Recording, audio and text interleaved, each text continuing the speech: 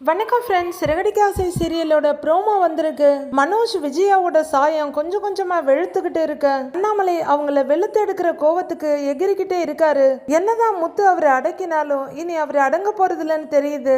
ஏற்கனவே டிவோர்ஸ் கேஸ்ல அவங்க பண்ணின பெரிய பித்தலாட்டம் அவருக்கு ரொம்ப கேவலமா போனதோட மானம் போச்சு, மரியாதை போச்சு, எல்லாம் போச்சுன்னு ரொம்ப தலகுனிச்சு நிக்கிறாரு அண்ணாமலை. இப்ப அடுத்ததா பினான்சியர் வீட்டுக்கு வர்றாரு. அந்த ஃபைனான்சியர் மட்டும் இல்ல, ஃபைனான்சியர் கூட சிந்தாமணியும் வீட்டுக்குள்ள வந்து உட்கார்ந்துருக்காங்க. அண்ணாமலை படு டென்ஷன் ஆகி, நீ எதுக்கு இங்க வந்த? அதான் மனோஜ் உங்ககிட்ட வாங்கின 30 லட்சம் ரூபாய்க்கு கரெக்டா வட்டி கட்டிட்டு இருக்கான்ல அப்படின்னு ரொம்ப கோவமா கேக்குறாரு. உடனே ஃபைனான்சியரும் உங்க ஒய்ஃபும் மனோஜும் மேற்படி என்கிட்ட வாங்கியிருக்க கடனுக்கு யார் வட்டி கட்டுறது அப்படின்னு கேக்குறாரு. என்னது, அதுக்கு மேல கடன் வாங்கியிருக்காங்களா அப்படின்னு அண்ணாமலை அதிர்ச்சியா கேட்க, ஆமா, என்கிட்ட பணம் வாங்கிட்டு போய் உங்க வீட்டு பத்திரத்தை மீட்டு எடுத்துட்டு வந்து என்கிட்ட அடகு வச்சு நிறைய பணம் வாங்கியிருக்காங்க, லட்சக்கணக்கில் பணம் வாங்கியிருக்காங்க அப்படின்னு ஃபைனான்சியர் சொல்ல பயங்கரமா அதிர்ந்து போறாரு அண்ணாமலை. என்னது, வீட்டு பத்திரமா?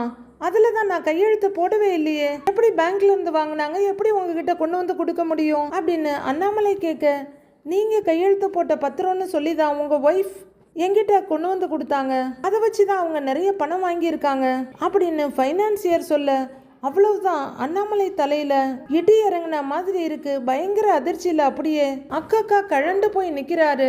அடுத்து தாங்க முடியாத கோவத்தோட மனோஜ் கிட்ட போறவரு மனோஜ பலார்னு ஒரு அறை விடுறாரு. ஏண்டா, என்னோட இத்தனை வருஷ உழைப்பையும் தூக்கிக்கிட்டு ஓடுன, அது மட்டும் இல்லாம இப்ப என்னோட கையெழுத்து போட்டு என்ன கடங்காரன வேற மாத்திருக்க உன்ன அப்படின்னு பயங்கர கோவப்படுறாரு.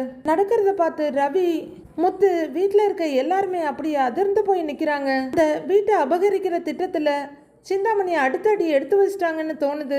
விஜயா அப்படியே மலைமுழுங்கி மகாதேவன் மாதிரி இடிச்ச புலி மாதிரி அங்கேயே உட்கார்ந்து இருக்காங்க. மனோஜும் விஜயாவும் உண்மையிலேயே ரோஹிணியை விட பெரிய கில்லாடிங்க, ஃப்ராடுங்க. ஒன்றுக்கு ஒன்று சலிச்சதில்ல. 3 ஃப்ராடுங்களும் சேர்ந்தா இந்த பூமியை மட்டும் இல்லை, இன்னும் உலகம்னு சொல்கிறாங்களே, அதையும் மொத்தமாக முழுங்கி ஏப்ப விட்டுருங்க. எப்போதுமே எல்லாத்துக்குமே நானுன்னு முந்திக்கிட்டு வர முத்து மீனாவாலையும் இவ்வளோ பெரிய கடனை அடைக்க முடியாது. சிந்தாமணி கைக்கு வீடு போயிருமா? விஜயா ஏன் வீடுன்னு ஆடிட்டு இருக்காங்களே, இனி என்ன சொல்ல போறாங்கன்னு தெரியல. அடுத்து அண்ணாமலை என்ன நடவடிக்கை எடுக்க போறாருன்னு வர எபிசோட்ல பார்க்கலாம் ஃப்ரெண்ட்ஸ்.